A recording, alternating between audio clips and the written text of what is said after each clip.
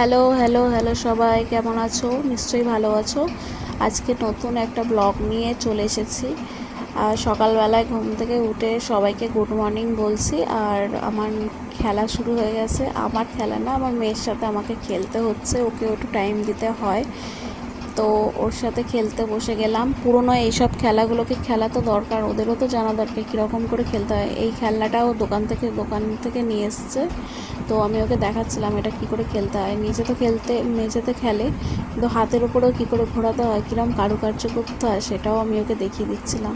তো এই খেলা খেলতে খেলতে এবার আমরা চলে গেলাম রান্না করতে। মানে আমি রান্না করতে চলে গেলাম, ওরা নয়। আমি রান্না করতে চলে এলাম। আমি ফ্রিজে মাছ ভাজা ছিল, সেটা বার করে নিয়ে আর আলু বেগুন দিয়ে আজকে মাছের ঝোল করব। আর এদিকে ভাত বসিয়ে দিয়েছি, ভাত হচ্ছে, আর আলু বেগুন দিয়ে মাছের ঝোল, একটাই তরকারি হবে। আর পটল ভাজা হয়েছিল, সেটা এখানে দেখানো হয়নি, কিন্তু পটল ভাজা হয়েছিল। তো তো চলো, রান্না করতে করতে তোমাদেরকেও জিজ্ঞাসা করি আমার ব্লগ কেমন লাগছে।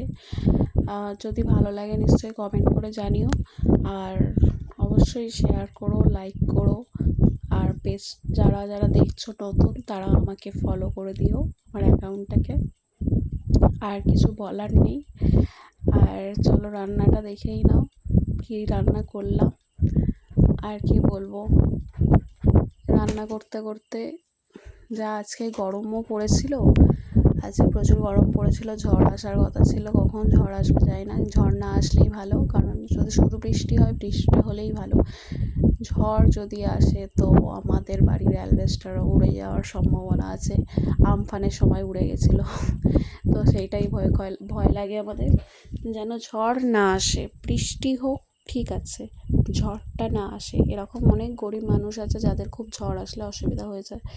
তো এখানে আমরা বিছানার চাদর তুলতে গিয়ে বলেছিলাম, বিছানার ওপর উঠে বসে আছে, ওদিকে বালিশগুলো নামিয়ে রেখে দিয়েছে।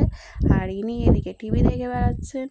আর ওইদিকে ওকে বলেছিলাম চাদরটা পাল্টাতে, তো নিনজা টেকনিকে আমাদের চাদরও পাল্টানো হয়ে গেছে।